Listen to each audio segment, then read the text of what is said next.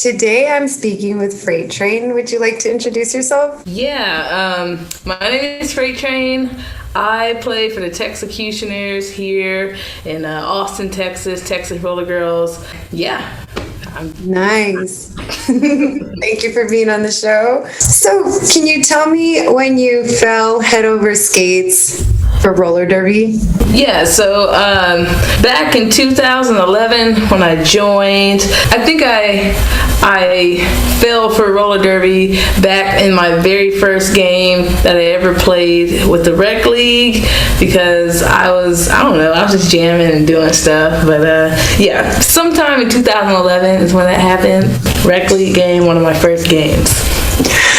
Awesome. So would you call that like your first date with roller derby? Yeah, I definitely call that my first date because that was the most realist games of my first games I've ever had. So that was a real first date. Lasted longer than 2 minutes. So that's awesome. And just blew you away, huh? Roller derby can do that for sure. Yeah. It's so much different playing versus watching. So yeah, for sure. Mm-hmm. And how do you remember your first practice and how you felt the first practice that I went to was in like January of 2011, and most people didn't know that I was even new. So I showed up there. I didn't have any toe stops on because I didn't know what toe stops were. So I showed up to the first practice, and I don't know. I did the drills and stuff, and it was fun, and I learned a lot that day. But they told me that I definitely need to start in the beginners before I can just jump into any practice. I think I just showed up to any old league practice, versus starting with the little beginner group first. But I done forgot the question. What was it? Your first practice. But so you said you didn't have toe stops on? You already had skates, so you've been skating before? Yeah, so I've been skating pretty much my whole life. Roller derby is not the first skating activity that I've ever done, so that would be rhythm skating, dance skating is what is my background. That's where I come from. But then I joined roller derby when I was around 20 years old. So 10 years ago, yeah. That's beautiful. Your gear has changed since you've been doing derby. Now you have toe stops on your skates. What else has changed as far as the gear that you use? And do you have any advice for anyone who wants to maybe try something? What you liked, what you didn't like about certain things that are out there right now? I mean, I only wear toe stops for roller derby. I don't, like as of right now, I don't really wear my toe stops too much, except to teach my beginner skaters. But as far as how my gear changed, okay, so there's no roller derby right now, right? So right. I am definitely wearing less roller derby gear nowadays. I done went back to just regular skating, and I never skated with gear before roller derby, so I kind of reverted back to that. But when I go trail skating and teach people, that's when I kind of put the roller derby gear and stuff back on. That's awesome. That's really cool. That's very different. So when you do derby, how does it make you feel? When I participate in roller derby, I guess it makes me feel awesome. I don't know. Like I'm doing something cool, and I'm working with people to try to get, I don't know, not necessarily to win, but a common goal. The common goal is, and that kind of changes depending on who we're playing against. But of course, everybody would like to win the game, so I'm helping win the game with a group of folks to help make that happen. So, I don't know. Yeah, the teamwork, right? It's right. Working together. Yeah, it's a great feeling. Have you had any injuries because of derby? I have pulled a few muscles here and there, but nothing like substantial. But yeah, nothing substantial that I can really speak on too clearly, but definitely like sore muscles, or I might get the dead leg thing, because you run into a blocker a certain way, that might hurt for a while, but your leg heals up eventually. So yeah. Do you have any advice for skaters who to avoid injury? Why you think that maybe you haven't been injured as much as other skaters? I don't know. I don't think I have any advice on that. Some things are just unavoidable. Like some falls, they happen. Some hits they just kind of hit you in the wrong place, and things just happen from there. But as far as keeping myself injury free, I just play just like everybody else. It's just nothing has happened to me as of yet. Nothing substantial. So that's good. That's a good thing. How did you come up with your alter ego? So I definitely did not come up with it. It was given to me. My name was given to me. Back in when I was in rec league, I went to some scrimmage that happened, and I didn't know the rules really, so I was just kind of running through people, like not really hitting in legal target zones, maybe, I don't know.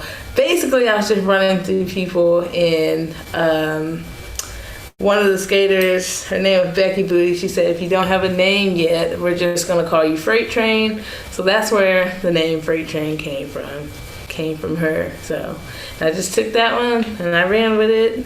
Do you ever feel like you've lost Freight Train and you had to find her again? No. No, because Freight Train is a part of Tinisha, and Tinisha is Freight Train, and we are both of the same for the most part. There's no variances in my personality or anything like that. We are the same person. Freight Train and Tinisha are the same person, so I'm not acting different or anything when I'm Freight Train. I am Freight Train, but whatever. No, but that's a beautiful way to look at it, because I felt like I lost Harley Hitter. I just didn't have the confidence to be her sometimes. I would, after I had my daughter, I came back more fragile, more, I wanted to protect myself more. I had a C-section with my son. I didn't have a C-section, so I was more scared when I got back on the track, and I had to build my confidence. So if I had believed what you said, it would have been a lot easier for me to be like, Harley Hitter and Dee aren't separate people. They're the same. And I could have gone out there. It would have been easier for me. So I think that's really good advice, to just know that you're not two different people. It's just a name, but you're still a badass no matter what. Yeah. Has there been anything that's ever come between you and roller derby? No, not really. If anything, if I have something at my job to do that kind of conflicts with a tournament or something like that, I have to take care of that first, and then I can do the tournament. Fortunately, I've only had something happen like that one time back in 2015, where I couldn't play the first game of the tournament because I actually had to work an event. But otherwise, nothing has gotten in the way of roller derby, aside for that one time, my job. That's super cool. You've got luck on your side for sure. Have you and roller derby ever broken up? No. COVID. Yeah. We still talk or whatever, but we ain't really active right now. Exactly, right? What was your best roller derby moment? My best roller derby moment was at... There's a lot of stuff that just happened at Rollercon that's cool. So at Rollercon, I still talk about that East versus West game when I was in that last GM or whatever. And I had went to the penalty box I think there's a 3-point difference. All I had to do was get lead, go around one time, and whatever. So, anyways, I got lead, but then I got a penalty and went to the box, and then somehow I came out the penalty box and just went around a whole bunch of times, and because the other jammer was scoring too, but somehow we pulled out that win. Awesome. I think we won by 1 point. I was going fast that day. That's such a good feeling, man. Is there any footage of that game or a picture from that game? There's a picture of me somewhere, because at the end of that run, I was like, I had my arms up like this. I was like, good gosh. Now, Hit Squad made that video. Okay. The video. Let's see. That's going to be either 2017 or 2018. I want to say 2018 because I had just came from Hawaii. And I went straight. What has been your worst derby moment? Maybe when a jam doesn't go my way, or not necessarily my way, but a way that is beneficial to the team or something like that. For me, it's not super significant, but sometimes for some of the teammates, some of these games they really, really care about, and when you're that last jammer, you got to make quick decisions. You might make the wrong decision. Well, you try to make the best decision that you can, but there's so many different decisions that you can make in that specific moment. So all you can do is just choose one and hope it works out for the best, but sometimes it doesn't, and then the game is just kind of lost from there. So It's true. And other people can see what you can't once you're there. Sometimes it's super frustrating. You're sitting on the bench thinking, when I go out there, okay, I see what she does. Okay, I can do this. And you just go against everything that you take an in when you should have gone out. And It's tough. Yeah. But it's exciting. You do what you can. Exactly. How are you coping with the pandemic right now and not being able to derby skate? Derby skate. I have been fine. Of course, miss playing roller derby, miss seeing people that I usually see each year. But as far as my life has definitely gone on. When something has come out of your life, you find something new. So I've been doing just fine. I've been teaching my skate classes, just dance skating, and then I do all my fitness classes now, my step aerobics, and I got the skate dance kickboxing thing going on. So that's what I've been doing this year, just a whole bunch of different classes, starting things that I never had a chance or time to do. Back when we were playing roller derby and having all the practices. But I've been doing just fine. Just like a lot of people, just moved on to something else until roller derby comes back. And when it does come back, I will welcome it right back into my life and go back to practice and things like that. But otherwise, I'm doing just fine. Beautiful. Would you mind if we shared those links to your classes on the show in the description? You can definitely. Oh, that'd be great. That'd be awesome. So that you can also, for other skaters out there, people who don't know how to skate, you have beginner classes as well, right? Yeah, so I have online group lessons going on right now. I just did that this morning. So anyone from anywhere can jump in on Central Time Zone. And the first hour is basic dance skating skills. So they're different routines, but they're so simple that everybody can get it. And I change those routines each week. That way, it's not just the same thing over and over again. And then the second hour is like a skills class. So you're learning a dance skill. Like today we worked on pivots, learning how to pivot. That way you can kind of integrate that into your different little skate dance moves. But that's my online group classes. That's what I do. Cool. So we'll leave links. I'll have to join that down in the description box. And can you share some more stories about Rollercon? Rollercon. Like I say, I always have a lot of fun at Rollercon. A lot of great games. I have a lot of fun. I enjoy like some of the dances like that they put on, and I go dance at those. And those are a lot of fun. The best Rollercon that I've ever had was where pretty much my whole family showed up. It was kind of like a family vacation. I don't think, in my whole 30 years on this earth, I've never went on vacation with my mom and dad at the same time. So my mom and dad and my brothers were all there at one time. So that was really cool, and that probably would never happen if Rollercon or roller derby was not ever here in my life. Because, that was, like, my mom was like, oh, I think I'm going to go to Rollercon. Okay, cool, great, Mom. And then my dad, like 2 weeks later, I think I'm going to go to Rollercon. And I was like, uh-oh. I was like, both of them at the same time? I don't know what's gonna happen. But everybody was good, and then my brothers came. We had a good time, so that was kind of like a family vacation. So yeah, that is cool. Like, how many Rollercons have you been to? I've been to 13, 14, 15, 16, 17, 18, 19. So 7. Wow. 7. Mm-hmm. Yeah. That's cool.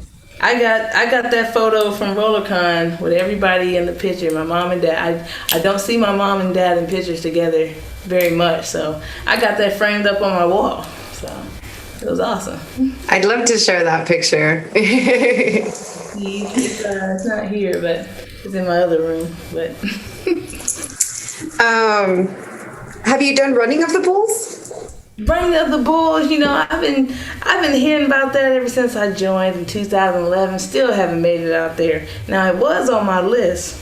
It was on my list to go out there, but I don't know what happened. I think I had a clinic or something booked when they scheduled it, so I didn't get a chance to go. But if they happen to do it again, I'll make it a priority. But no, I've never done that one. So I've done Rollercon, I've done Eurocon.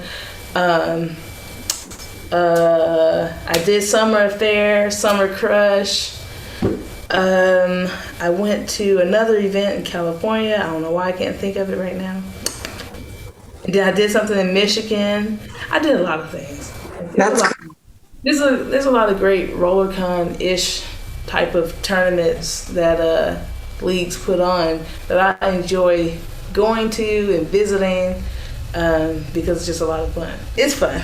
It's fun. It is. The community. It's like you don't meet a lot of derby people are different. They're just different. I can't explain how, but it's cool to be around so many like-minded people. It's kind of like church, you know what I mean? You all kind of love the same thing, and it's this energy. I was blown away when I went to Rollercon years ago, and I've only been to one.